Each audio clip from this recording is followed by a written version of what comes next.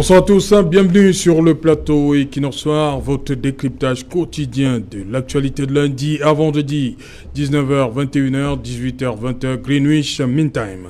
Dans une correspondance datée du 29 mars 2021 et abondamment relayée dans les réseaux sociaux, le ministre d'État, secrétaire général à la présidence de la République, répercutant des hautes directives du président de la République au ministre délégué à la présidence de la République chargé du contrôle supérieur de l'État, l'invite à accélérer la mission d'audit des fonds Covid-19 au ministère de la Santé publique.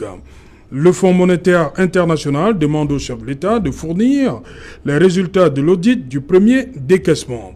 Dans le cadre de ses appuis financiers en faveur de la lutte contre la pandémie, l'institution de Bretton Woods a déjà approuvé 2 décaissements au Cameroun, 135 milliards pour le premier et 87 pour le second, ce qui porte à près de 211 milliards de francs CFA l'enveloppe globale mise à la disposition par le Fonds monétaire international afin d'aider le Cameroun à financer la riposte.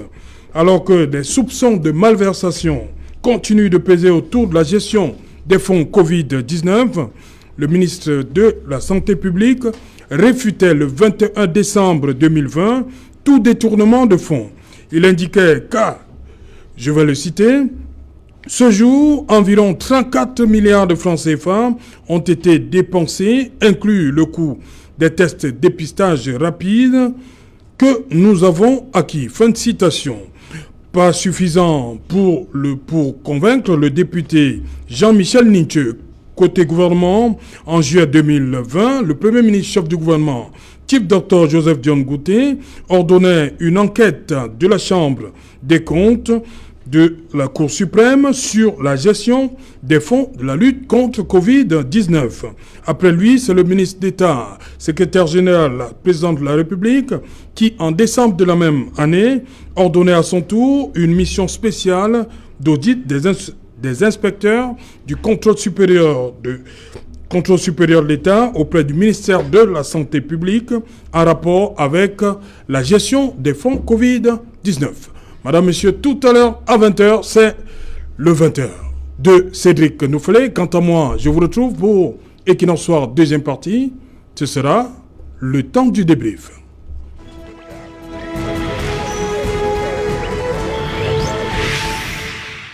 Fonds Covid au ministère de la Santé publique, mission d'audit impérative. Pour en parler, nous avons invité en plateau ce soir Emmanuel Kounié. Bonsoir. Bonsoir. Bonsoir, Serge Alain. Merci de donner la parole au mouvement pour la renaissance du Cameroun pour que nous puissions, n'est-ce pas, nous prononcer un peu sur ces dérives que nous constatons dans la gestion de notre pays. Ah, vous lâchez le mot, c'est des dérives déjà, non? Et puis, bonsoir également à tous nos amis politiques qui sont presque des otages pris dans les diverses prisons du Cameroun, que ce soit à Yoko, que ce soit ceux qui ont été déportés de Fouayoko, que ce soit ceux qui sont à la prison de Konengi, ceux qui sont à la prison de New Bell. Je leur dis bonsoir, et je dis bonsoir au plus illustre d'eux, le professeur Fouguet, et puis M. Bibounistrak. Je leur dis bonsoir et je leur demande de tenir bon, parce que pour mettre fin, n'est-ce pas, à une dictature, il faut payer le prix. Je crois qu'ils sont en train de payer le prix, mais je crois qu'ils sont suffisamment forts, et je pense qu'ils pourront, n'est-ce pas, être très contents dès qu'ils verront que, n'est-ce pas, le combat payé. Ok. Sissé Bamanga, bonsoir. Oui, bonsoir Serge Alain Otto, bonsoir à tous vos panélistes. Je vais profiter comme ça ce soir. Vous savez que le septentrion est en pleine tristesse aujourd'hui, ça fait 1 mois déjà. Quand vous prenez depuis le ministre Adoum jusqu'à ce jour, avant ça, il y a aussi du côté du Kousseri où on a perdu un grand lamido aussi. C'est vraiment très triste. Vous savez très bien que même s'ils sont vieillissants, on a toujours besoin d'eux. On n'a pas envie de perdre vraiment ces patriarches. Mais malheureusement, la mort est une égalité parfaite. Je profiterai une fois de plus comme ça de dire un bonsoir spécial à Douala 2e, ma commune, que je ne peux jamais passer dans un plateau de télévision sans les saluer. Je salue tous les téléspectateurs qui nous regardent à travers le monde, sur Internet et puis sur la télévision. Merci une fois de plus de m'avoir invité. Bonsoir Raphaël Ndougou.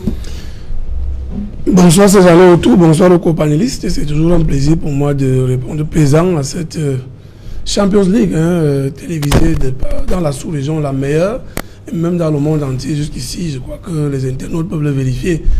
Je voudrais m'incliner devant la dépouille de l'Amido de Garoua, le président du conseil des chefs traditionnels du Cameroun et le secrétaire d'État au ministère de la Santé publique qui a tiré sa présence ce jour. Nous demandons aux ancêtres, puisqu'il était une autorité traditionnelle, de l'accueillir justement auprès d'eux, enfin que les ancêtres l'accueillent auprès d'eux. Bonsoir à tout le monde, bonsoir aux Camerounais. Ok, à côté de vous, Maître Augustin Kefat, bonsoir, bienvenue. C'est Alain, bonsoir.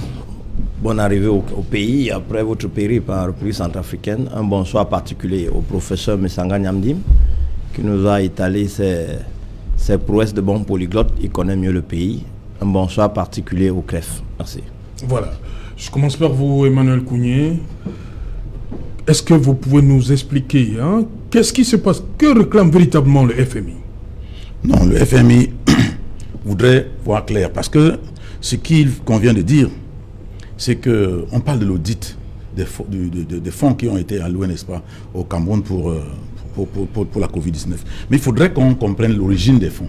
Parce que ces fonds ne sont pas des fonds qui ont été décaissés comme d'autres fonds. C'est-à-dire c'est des fonds particulièrement, enfin des fonds spéciaux.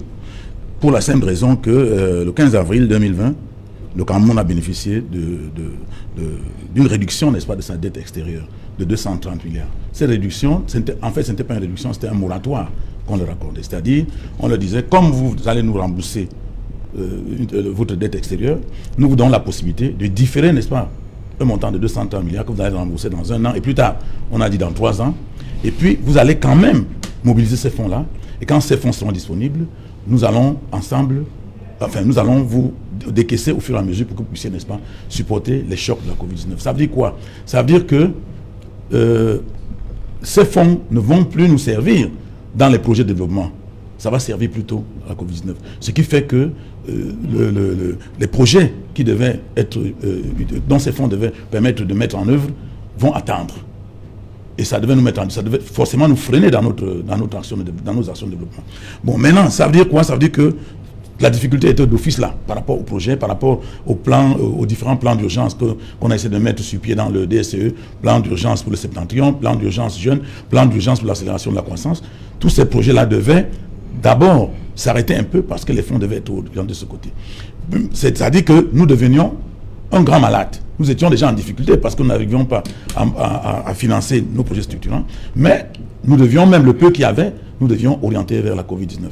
Et jusque-là, il s'avère qu'il y a des soupçons de détournement. Ça veut dire que vous trouvez un malade, vous lui donnez le coup de grâce. Parce que si ces fonds sont déclarés détournés, vraiment c'est le coup de grâce pour nous. Parce que non pas seulement les projets ne seront pas réalisés, mais nous n'aurons même pas l'avantage de pouvoir, n'est-ce pas, soutenir financer, n'est-ce pas, les difficultés que nous allons obtenir du fait de la Covid-19. Parce que la Covid-19 a créé beaucoup de préjudices aux entreprises. Vous avez suivi le JICAM et toutes les entreprises qui ont été en difficulté, des licenciements en masse, etc.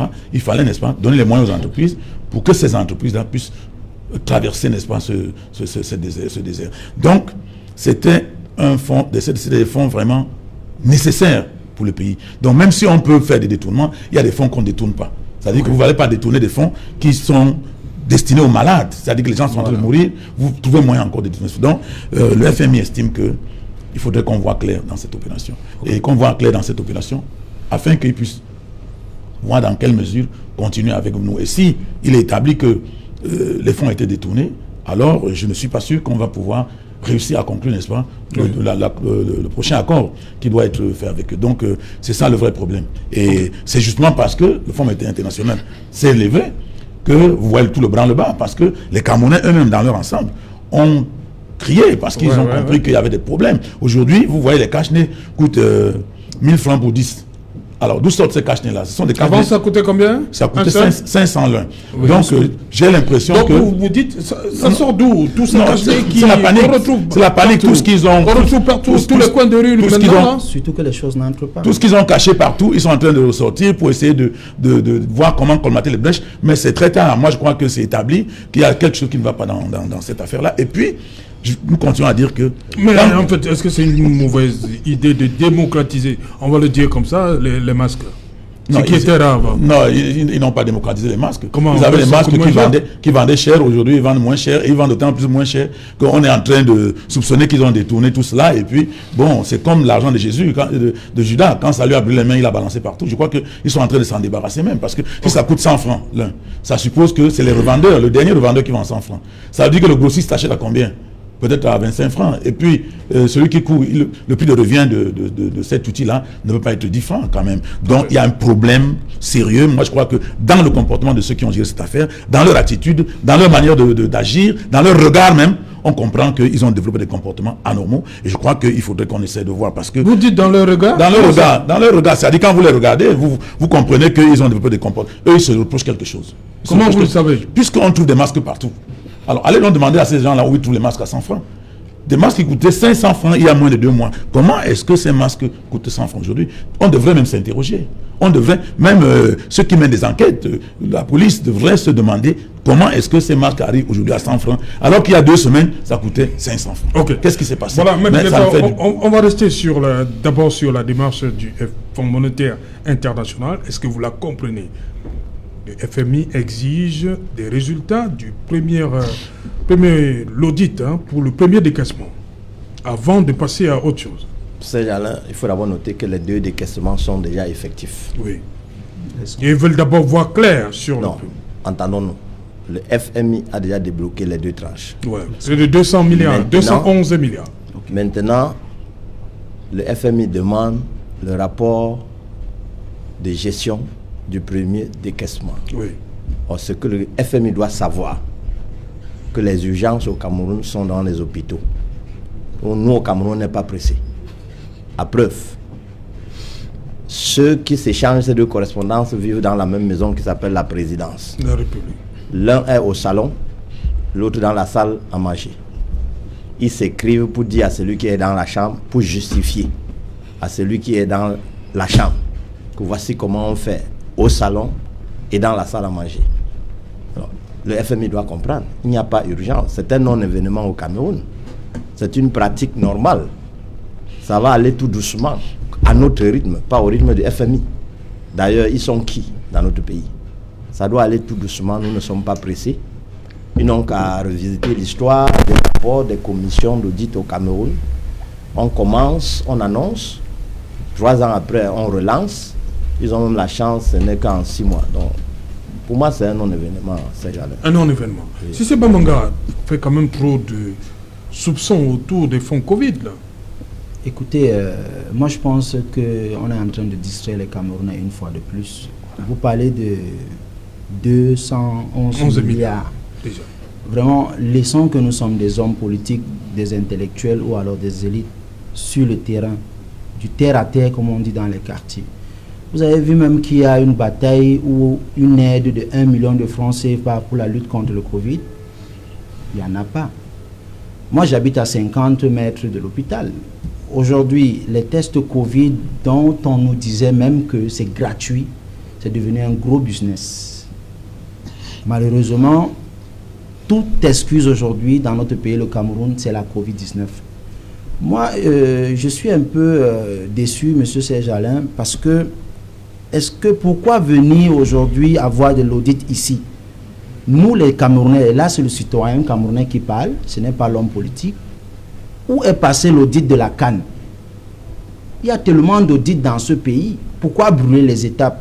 Avant de chercher la noix de coco dans l'anus de l'autre, regardez votre... Non, excusez-moi, M. Serge Alain, c'est une citation africaine. Non, mais vous ajoutez les termes qui vont avec. Je la retire, M. Serge Alain, mais c'est une citation, je la mets entre guillemets. Vous comprenez? Donc aujourd'hui, c'est une grosse distraction. Des gens ont décaissé de l'argent à 2 heures, à 3 heures, des ministres qui marchent dans la nuit comme des brigands qui décaissent de l'argent. On ne sait pas ce qu'ils font avec des pauvres Camerounais. Des déclarations graves, là. Je n'ai appelé le nom de personne, M. Serge Alain. Je vous ai dit qu'il y a eu des agents qui ont été décaissés à 2 heures, à 3 heures du matin, alors que les pauvres sont là, ils ne font que mourir. Qu'est-ce qui est gratuit aujourd'hui dans ce pays? Mais s'il y a une urgence à 2 heures du matin, C'est mauvais qu'il faut attendre le matin pour décaisser. Quelle urgence? On ne vous parle que des personnes avec des cravates, des cols blancs, des caisses de l'argent la nuit, monsieur Serge Alain. Si vous me voyez bien chaud à 2h, 3h, dans un couloir bien noir avec une mallette, alors qu'il n'y a pas de la musique ou alors du bon vin, excusez-moi le terme, c'est inquiétant. Non, pour revenir sur vraiment le sujet aujourd'hui, je pense qu'aujourd'hui, c'est un petit règlement de compte à mon avis. Parce qu'il y a des choses à faire. Les Camerounais ont besoin d'eau, les Camerounais ont besoin de lumière, les Camerounais ont besoin de travailler. Monsieur Serge Alain Autou, les entreprises ont été asphyxiées à cause de la Covid-19. Voyez-vous, l'État du Cameroun n'a même pas pu soutenir des petites et moyennes entreprises qui employaient des gens. Vous voyez, aujourd'hui, dans toutes les familles, vous verrez, il y a une seule personne qui travaille vraiment, c'est-à-dire qui a un contrat de travail. Le reste fait dans la débrouillardise, comme la majorité des Camerounais. Vous voyez, l'État n'a pas pu avoir un support pour ce genre de personnes. Quand on vous paye votre salaire de 200 000, aujourd'hui, demain, vous n'avez plus de l'argent parce que vous avez résolu les problèmes de votre famille. Donc, l'État n'a même pas pu ça. Nous, par exemple, je prends notre cas, nous qui sommes dans les secteurs informels, on se bat et on se battait à notre façon. Même les dons ou les entreprises qui ont fait, des grosses entreprises, des grosses firmes, ils ont fait des dons, mais ils ont gardé ça dans les couloirs. Et aujourd'hui, je rejoins Maître Kounié, je suis d'accord avec lui. Aujourd'hui, on sait très bien que les frontières sont fermées, les cache-nez, les cache-nez, c'était 1 à 1000 francs mètre. Ce n'était même pas 500. Mais aujourd'hui, vous retrouvez le cache-nez tout couleur, le rose, le violet, le blanc, le machin. On veut justifier ça maintenant. Je pense que pour être sérieux, qu'on arrête de distraire les Camerounais, on a d'autres problèmes qui sont sérieux. Grâce à Dieu, cette Covid-19, nous sommes en train de nous en sortir par rapport aux gens comme Raphaël Ndoukou qui ont des écorces et tout ça. Parce que si ça ne dépendait que de ceux qui nous gouvernent, nous allons tous mourir, monsieur Serge. Arriver dans les hôpitaux de district, arriver dans les gîtes de santé, on ne vous regarde pas. Si vous n'allez pas, comment on appelle ça, dans une clinique, on vous demande d'abord 200 000 cautions. Un Camerounais lambda, où on nous a montré ici dans votre chaîne, on voulait nous faire une démonstration comme quoi on peut vivre avec 250 francs. Un Camerounais lambda va trouver 200 000 euros pour la caution. Vous arrivez à l'hôpital, on ne vous regarde pas. Quand on regarde derrière l'habit que vous avez porté, on sait quel genre de malade vous êtes. On vous fout à côté. Donc ça, c'est ça que nous déplorons. Moi, je pense que c'est une fois de plus une distraction ou alors un règlement de compte. Ceux qui sont en train de nous distraire pour ce genre de choses, 211 milliards de francs CFA. Monsieur Serge Alain Autou, vous savez combien d'emplois ça fait? Vous savez combien de microbes ça sort dans le désordre? Je peux terminer comme ça, en descendant, là, je me fais poignarder, monsieur Serge Alain Autou. C'est ça qui nous préoccupe. Les Camerounais sont en insécurité. Je vous parle là, monsieur Serge Autou. Ça fait très mal. On vient nous distraire avec les choses Covid. On les a cadotés, cela. Même quand le vaccin va revenir là, ils volent aussi le vaccin, on les a donnés. Pour le moment, je m'arrête dessus. Ok. Raphaël Ndoukou, beaucoup d'audits là, mais on ne voit rien venir. C'est quand même depuis le mois de juillet, le Premier ministre a commencé. Ensuite, en décembre, c'est le ministre d'État, secrétaire général à la présidence de la République, et il a relancé fin du mois de mars dernier, mais on ne sent pas véritablement les lignes bouger du côté du ministère de la Santé. Je voudrais prendre juste une partie de ce que Cissé Bamanga vient de dire pour indiquer que les malades de l'insuffisance rénale ont un souci de machines ou de kits de dialyse. Jusqu'à la semaine passée, j'ai un de mes frères qui est allé se faire dialyser à Ebolova parce que au CHU de Yaoundé, oui, il n'y avait pas ces kits dont vous parlez. Vous comprenez à quel niveau la santé ne préoccupe pas tout le monde dans ce pays. Vous comprenez à quel niveau l'amertume, au-delà du mal-être, les Camerounais pleurent dans leur cœur. Et il y a, monsieur Kouye l'a dit tout à l'heure, il y a de l'argent qu'on ne détourne pas justement, puisque vous parlez des audits. Les institutions de Bretton Woods ont ceci de particulier, c'est quand, même quand ce sont les dons, même quand ce sont les accords de prêt, ils ont l'œil dessus. C'est-à-dire que vous allez tourner comme vous tournez, ils viendront vous demander de rendre nos comptes. Vous savez comment le ministre de la Santé, ancien ministre de la Santé est en prison pour ces raisons-là, de la gestion du paludisme, du sida et autres. Monsieur Landawa est en prison à cause de ça, même s'il clame son innocence, mais parce qu'on a voulu dormir. Qu'est-ce que vous voulez dire par là? Il clame son innocence, lui. Non, vous dites que le ministre Olangana est en prison, vous voulez dire quoi par là? Je suis en train de dire que lui, il est en train de clamer son innocence, puisqu'il avait totalement commis un livre qu'il a appelé mensonge d'État. Je voulais dire qu'en réalité, on attend toujours que la situation pourrisse, que c'est les autres qui viennent nous taper sur les doigts. On a des séries d'audits dans les ministères. où la gestion même du ministre, c'est celui de on la charge de contrôler comment ça se passe. Et les contrôleurs financiers, vous savez que dans la loi des finances, l'ordonnateur de l'État, c'est le ministre des Finances, qui a ses démembrements dans tous les ministères. Et donc, quand il y a une gestion, ces contrôleurs doivent voir comment ça se gère. Moi, je dis souvent au Cameroun, quand c'est bien, appelons à dire que c'est bien. Un député de la nation, Honorable Nietzsche a parlé de cette affaire depuis, beaucoup sont sortis pour dire, écoutez, il fait la distraction, ainsi de suite, l'opposition et autres. C'est pour cette raison que j'ai toujours dit ici, quand on se noie, le serpent est nécessaire pour nous aider pour sortir de la noyade. Parce que lui, il a parlé de ça. Beaucoup, au lieu d'aller voir un peu plus clair, ils n'ont pas voulu comprendre ce que l'honorable disait. Aujourd'hui, il est devenu star. Aujourd'hui, il est devenu un grand homme puisqu'il a dénoncé cela depuis. Vous avez entendu M. Bamangabou parler des autres audits et des autres situations qu'il faille même auditer. Le rôle même du consup, qui est justement, Maître Ngef l'a dit, c'est-à-dire que les enfants d'un même salon, du moins d'une même maison, le salon et la salle à manger. Le consup, même si le ministère n'est pas basé à la présidence directement, mais c'est sous la houlette du président de la République. Parce que c'est un ministère délégué. Leur rôle régalien, c'est de contrôler au quotidien la gestion des fonds publics.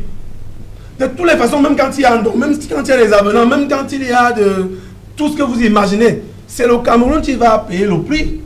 Donc ça devient les fonds publics directement à partir du moment où on nous dit, le FMI a dit c'est ça, l'argent là, nos enfants peuvent rembourser l'argent. Donc du coup, il fallait dans un premier temps auditer. Qu'est-ce qui dérange qu'on audite si vous n'avez aucun problème? Vous avez cité le ministre tout à l'heure qui vous disait qu'il lui n'avait pas de souci. Pourquoi donc attendre tant de temps pour auditer, pour nous dire effectivement comment on a géré ces fonds? Aujourd'hui, la psychose que cette affaire-là a créée dans notre pays fait en sorte que quelqu'un peut même mourir de par le fait qu'il réfléchit. Parce que quand vous allez dans l'hôpital, à l'hôpital aujourd'hui, tout le monde a peur. Tout le monde a peur, pourquoi? Parce que tout simplement, on a peur quand vous allez arriver, on va vous faire le test. On a peur quand vous allez arriver, on dit qu'il n'y a pas de médicaments, etc. Alors que sur la gestion, il y a des situations pour lesquelles il ne faut pas blaguer. Nous, les Bantous, nous qui sortons de la forêt, nous savons qu'on ne blague pas avec l'être humain. L'autre jour, ici, nous disions que le feu cardinal Toumi disait il faut l'être humain sur le plan spirituel et sur le plan social. On ne blague pas avec l'être humain. Lorsque vous croyez que vous pouvez vous amuser, c'est le bon Dieu qui vous frappe. Et quand il vous frappe là, il y a un problème. La situation aujourd'hui au Cameroun fait en sorte qu'on se demande véritablement où est-ce que nous allons. Donc, est-ce qu'on doit toujours attendre que ce soit les autres? Moi, je pense qu'on peut faire nos choses ici au Cameroun, normalement, quelle que soit la chapelle politique que nous sommes, lorsqu'il s'agit du Cameroun qui doit rester debout, alors on doit être en phase. La gestion des fonds Covid-19 a été décriée depuis des mois aujourd'hui. Ouais. Il fallait donc qu'on voie la note demandant au ministère, au consup. C'est-à-dire que le grand chef a dit que fait comme ça. C'est son rôle régalien. C'est-à-dire que s'il y a des cadres au consup, c'est leur travail d'auditer partout, de contrôler la gestion des fonds publics. Mais malheureusement, on s'est dit, comme c'est à la hâte, comme c'est une situation d'urgence, on peut faire comme on veut. C'est pour ça que je vous citais donc les affaires de la gestion du sida et du paludisme autrefois. Okay. Parce que ces institutions-là ne blaguent pas avec leurs 100 francs, même si c'est un don, même si c'est un accord de prêt. Emmanuel Kounié, on se souvient que le 15 décembre 2020, le ministre d'État, secrétaire général à la présidence de la République, a adressé une correspondance au ministre des Finances en vue de débloquer 32,5 millions de francs CFA pour justement accompagner cette mission. Les inspecteurs du contrôle supérieur de l'État pour auditer déjà ces fonds Covid-19. Le ministre d'État revient le 29 mars, cette fois-ci, en rapport avec le FMI qui exige. Qu'est-ce qui se passe véritablement au ministère de la Santé publique? Non, Serge Alain, moi je crois que ces gens se moquent de nous. Ils se moquent de nous parce que quand il y a une situation aussi compliquée que celle-là, il faudrait que la commission d'enquête soit indépendante. Vous ne pouvez pas dire que des gens... Vous n'avez pas confiance aux inspecteurs du consup? Mais pas du tout, puisque ce sont des fonctionnaires. D'ailleurs, ils sortent de la même école. Tous sortent de la même école. C'est-à-dire que celui qui est inspecteur sort de l'ENAM, celui qui est au ministère de la Santé sort de l'ENAM, tout le monde sort de l'ENAM, c'est des camarades, et puis ça ne peut pas produire les effets attendus. Moi, on se serait attendu à ce qu'une enquête parlementaire eût été mis sur pied pour pouvoir suivre cette affaire. Quand l'honorable Nietzsche l'a dit, il fallait qu'on crée à l'Assemblée une commission d'enquête parlementaire, que les députés puissent nous dire quelque chose avec un regard sous un prisme un peu différent. Mais on ne peut pas dire que les gens qui ont conçu le projet, les gens qui sont en train de le mettre en œuvre, c'est les mêmes qui contrôlent, c'est les mêmes qui conçoivent, c'est les mêmes qui mettent en œuvre, etc. Ça ne peut absolument rien donner. Moi, je crois que... Mais vous risquez, on peut également se retrouver avec... dans une enquête parlementaire avec des camarades du parti politique. Oui, ça c'est... Ceux-là ont au moins la crédibilité de ce qu'ils sont élus par le peuple. Hein, c'est-à-dire qu'ils portent une casquette. Pourquoi qu'ils peuvent incriminer leurs camarades politiques? Non, s'ils sont élus du peuple, ils ont plutôt des comptes à rendre au peuple. Alors que les autres n'ont des comptes à rendre à personne. Ils ont des comptes à rendre aux commanditaires de l'enquête. Donc, moi je ne crois pas à ça. Je ne crois vraiment pas à cette enquête. D'ailleurs, le FMI a vite fait, n'est-ce pas, de réagir. Parce que au même moment où on donnait la possibilité au Cameroun, on disait au Cameroun qu'on devait différer 230 milliards de notre dette, on disait également que l'autre condition était que le Cameroun ne contacte pas d'autres dettes non concessionnaires. Mais à la date où nous parlons là, le ministre des Finances a été autorisé à acheter les eurobonds pour 450 milliards. Je crois que vous êtes au courant. Alors, les eurobonds, c'est sur les marchés financiers. C'est à quel taux? C'est au moins à 5,5%. Or, c'est pour financer quoi? C'est peut-être pour financer encore les projets structurants. Mais on leur a dit 1000 fois qu'on ne finance pas les projets structurants avec ce type de prêt. Les projets structurants se financent avec les prêts concessionnels qui ont des taux d'intérêt presque nuls. Mais ils s'en vont maintenant acheter les eurobonds de 450 milliards pour pouvoir... Et puis, le Fonds monétaire international ne le laissera pas faire. On ne va pas les laisser faire. Parce qu'ils sont déjà endettés. Je vous signale qu'aujourd'hui, le service de la dette du Cameroun pour 2021, c'est 982 milliards. Le service de la dette de Cameroun, c'est 1363 milliards, avec la dette publique interne, 491 milliards, dette publique externe, 491 milliards. Ça veut dire que si on regarde ce montant, on se dit que nous sommes très endettés. Et puis non pas seulement on est endettés, mais nous sommes en train d'emprunter pour 1,595 milliards, de 1595 milliards dans le budget de cette année. C'est-à-dire qu'on va emprunter de l'argent pour rembourser la dette. On est rentré dans l'effet boule de neige. Ce qui fait que nous sommes dans une difficulté. Parce que les gens vont vous dire, on n'est pas assez endetté. La dette du Cameroun aujourd'hui représente à peu près 40%, n'est-ce pas, du PIB. Le PIB de près de 25 milliards avec une dette de près de 10 milliards, ça représente à près de 40%. Mais c'est des mauvaises dettes. Pour la simple raison que le service de la dette, c'est l'annuité de la dette que vous devez rembourser au cours de cette année-là, plus les intérêts. Et quand c'est élevé, parce que vous avez contracté de mauvaises dettes, ça plombe le budget et vous vous trouvez coincé, vous vous trouvez en train de commencer à acheter les eurobonds de 450 milliards au premier trimestre, en fin de premier trimestre, pour financer votre budget. Eux-mêmes disent que c'est pour financer le déficit budgétaire. Le premier trimestre vient à peine de finir, ils constatent qu'il y a déjà un déficit budgétaire. Et le Fonds monétaire international ne peut pas penser que dans ces conditions de difficulté, on soit en train de détourner le peu qu'il y a.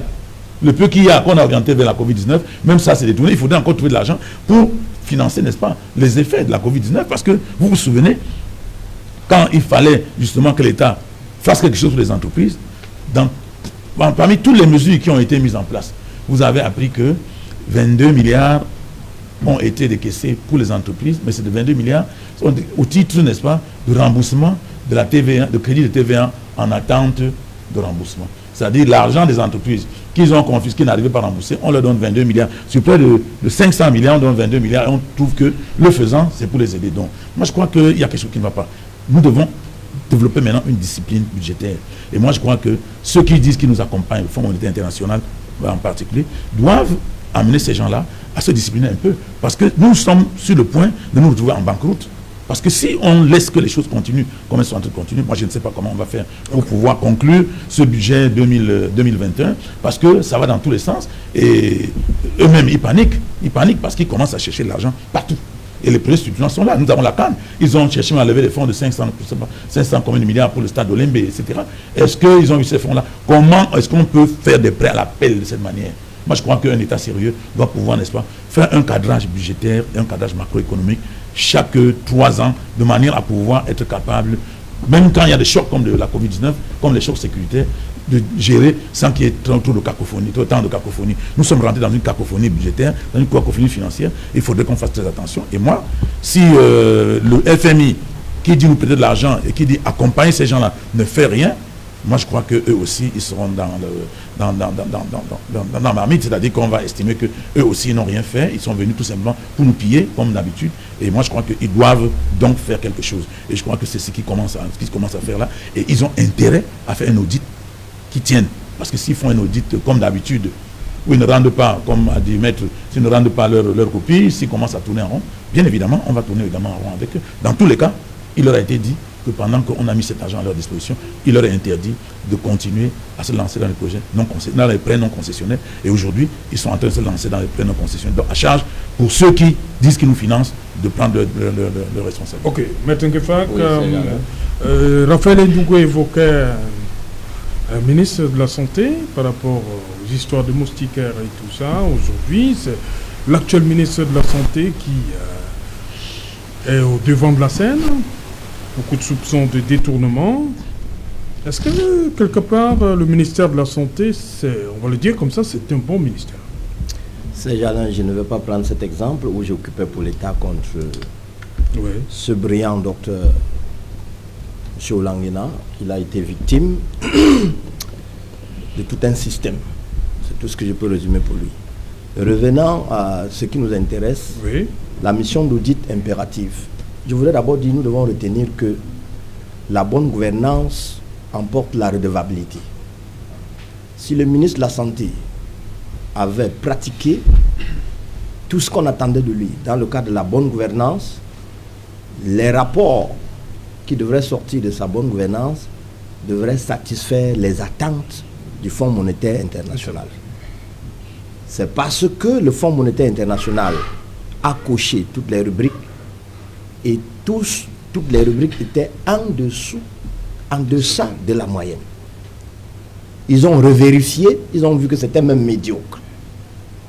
Ils ont donc sommé l'État de cadrer, de démontrer que les fonds ont été bien gérés. L'État prima facie a vérifié, a vu que c'était un compte rendu biaisé. D'ailleurs, M.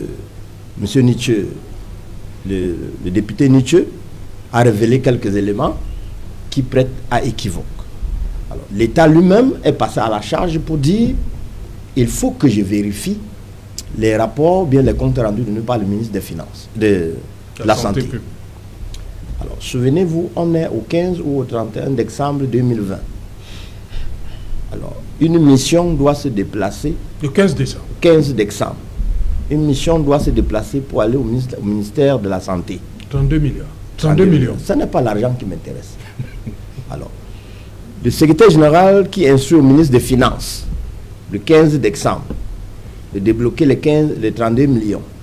Alors, quand est-ce que ces 32 millions, ou une partie, ou une infime partie, a été mise à la disposition de cette commission? Il faut tenir compte de ces délais de retard. Alors, si c'est en février ou bien en fin mars que la commission a reçu le peu qu'elle doit recevoir pour engager les travaux, alors elle ne pouvait rien faire avant. Donc ces retards, suivons d'abord toute la chaîne. Qu'est-ce qui a provoqué ce léger retard? Alors pourquoi le secrétaire général relance? Je suis convaincu qu'ils sont dans l'itératif commandement de présenter le justificatif. Alors, pour justifier le retard, ils adressent cette correspondance, c'est-à-dire que celui qui est assis au salon adresse cette correspondance à celui qui est assis dans la salle à manger et lui dit, bon, tu décharges, j'envoie ça au Fonds monétaire pour baisser un peu la pression. C'est tout juste le problème, en attendant que la commission, en tout cas les experts, moi j'ai confiance aux experts, je les connais, les experts qu'ils fassent leur travail, si jamais on met à leur disposition les pièces comptables, les éléments attendus.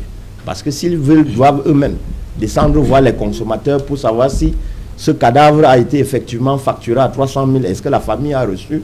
C'est ça le travail. Il sera très laborieux, il sera très dur, le temps sera très long. Donc, vous voyez, entre le 15 décembre et aujourd'hui, le temps du Camerounais n'est pas encore arrivé. Donc, le Fonds monétaire doit encore attendre. Parce que nos pratiques, notre ADN ne cadre pas avec cette célérité. C'est ce que nous devons décrire. Voilà. Si c'est Bamanga, est-ce que ce débat-là, aujourd'hui, n'occulte pas les véritables enjeux, hein? Parce que les chiffres ne font que grimper. Hein? On parle de deuxième vague, un peu plus, des gens ne font que tomber. Écoutez, et moi je vous ai dit tout à l'heure que ceux qui gouvernent actuellement, ceux qui sont aux affaires, ils n'ont rien à cirer des petits pauvres.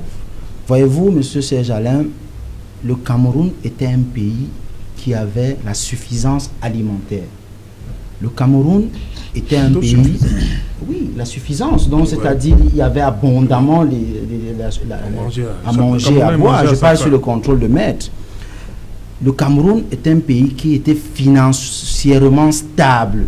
Et hormis ces finances qui étaient stables, on avait plus de 500 milliards à l'extérieur qui étaient gardés. Mais aujourd'hui, tout cet argent a été vilipendé. Tout cet argent a été saccagé.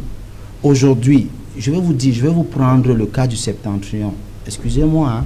Je sais que beaucoup d'autres personnes m'accusent d'être un peu tribaliste, entre guillemets, mais non. Vous savez, vous parlez de la maison parce que c'est la vôtre.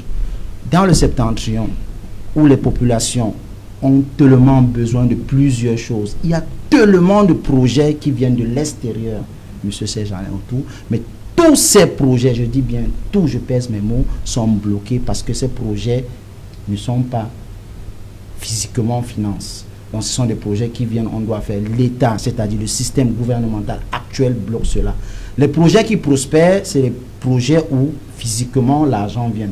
Allez voir aujourd'hui à l'Assemblée, comment quand l'Assemblée se clôture, vous voyez comment les sacs Bandior se transportent. Donc dans notre pays, nous aimons de l'argent frais. Nous aimons de l'argent liquide. Mais c'est déplorable. Moi, je pense qu'aujourd'hui, ceux qui nous gouvernent aujourd'hui, ils s'en foutent de nous au point où, je vais vous donner une petite anecdote. La semaine surpassée, il y a eu une vaccination sur le choléra. Voyez-vous, sur ma lignée, je suis la seule personne qui me suis vaccinée. Et tout le monde me regardait comme un monstre ou alors un sorcier qui allait partir tout de suite. Pourquoi? Parce qu'aujourd'hui, ceux qui nous gouvernent ont réussi à faire à ce que nous, le bas peuple, on ne leur fait plus confiance, monsieur Serge Alain. C'est trop triste. Cet audit dont on parle, moi je vous dis que c'est une distraction. Parce qu'avant ça, on a plusieurs audits qui n'ont jamais abouti. Il y a la canne, où on nous a surfacturé des sacs de ciment, des sacs de gravier, des camions de sable. Mais j'étais en train de parler tout à l'heure d'une citation que vous n'avez pas très bien aimée. Mais ceux qui cherchent même les poules au ministère de la Santé, je ne dis pas que le ministre Manaouda est très très blanc comme neige. Eux-mêmes, ils ont des poules. Eux-mêmes, ils ne sont pas clairs comme de l'eau de roche. Donc moi, je pense que c'est la distraction une fois de plus. Ce qui nous impose aujourd'hui, c'est qu'ils sont en train de nous distraire et ils sont là. Mais chance que Dieu est là pour faire l'équité et rendre les choses équilibristes. Monsieur Serge Alain Autou, je vais vous expliquer une petite anecdote. Allez dans nos hôpitaux, vous voyez comment nos malades sont abandonnés. Nos malades sont abandonnés. Moi, je parle, j'ai des chiffres et j'ai des exemples. J'habite à 50 mètres d'un hôpital district de la commune la plus propre, la deuxième commune la plus propre du Cameroun, c'est-à-dire la commune de Douala, la deuxième. Non.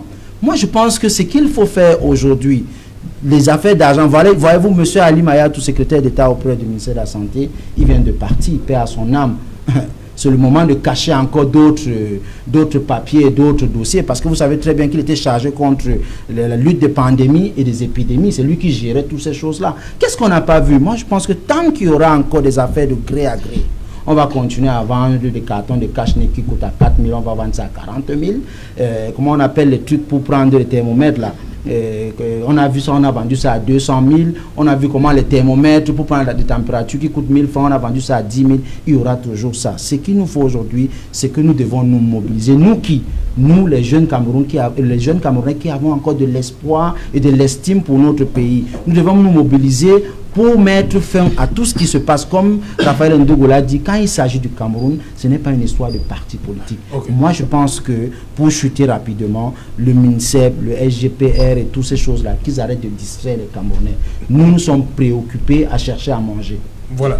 Justement, Raphaël Ndogo, ce qu'on reproche au ministre de la Santé publique, il a accusé d'avoir orienté les dépenses sur l'acquisition des consommables avec des surfacturations à la clé aux dépens du matériel vital à l'instar des appareils d'imagerie, des centrales d'oxygène et des infrastructures d'accueil des malades. Question, où était le contrôleur financier? de ce ministère, au moment où le ministre a choisi d'orienter comme cela lui est reproché. Le contrôleur financier qui est là, qui observe, devait dire non, nous sommes en train de violer certainement la gestion. Cette affaire me rappelle, je crois, 2005, quand le Cameroun devait atteindre le bon d'achèvement de l'initiative PPTE. On a laissé les gens gérer le fonds PPTE d'une certaine manière. Au moment où le FMI était toujours là pour dire il faut que vous nous prouvez, on a enlevé, licencié certains cadres, d'autres sont encore en ce moment-ci dans les prisons.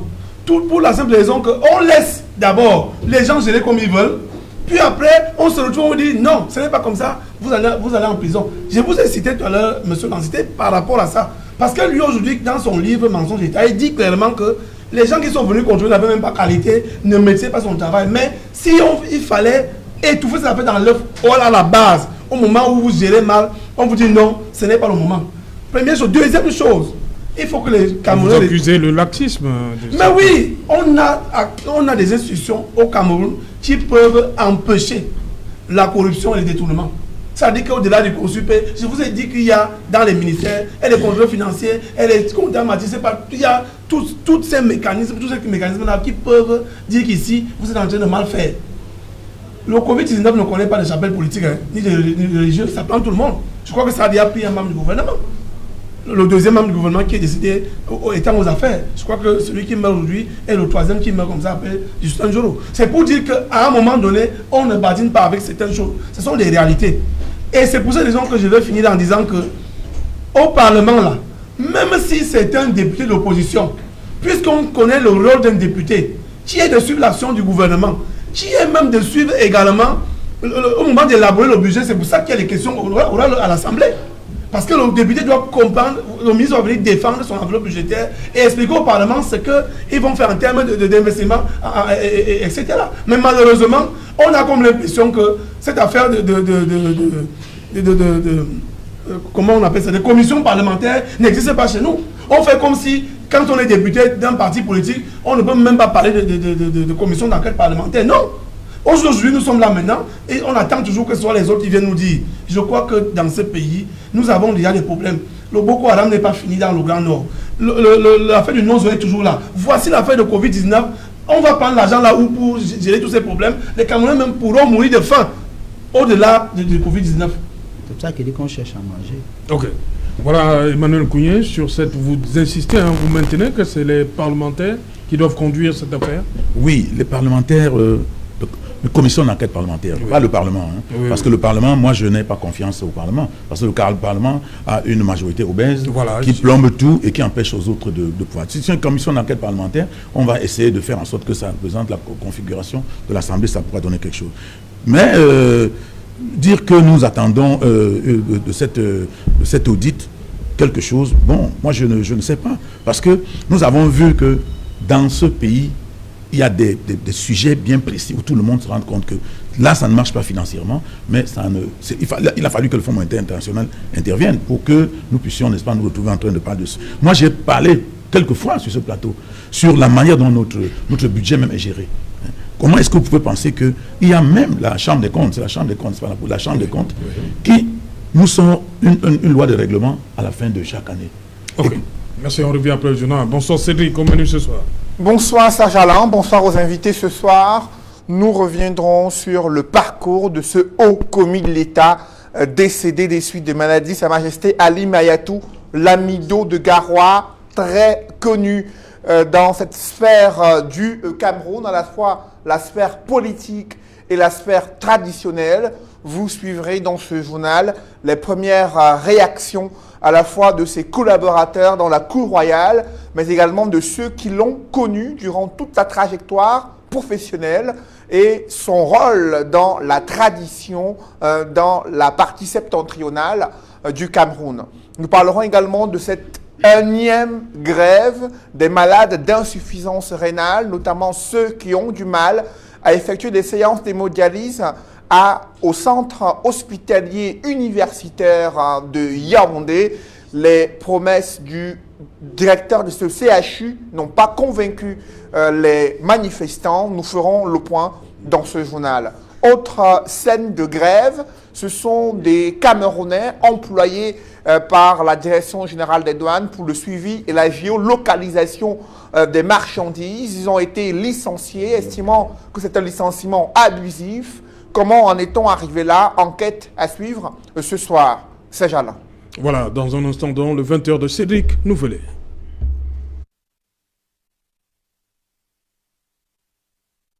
We congratulate you for progress on your journey.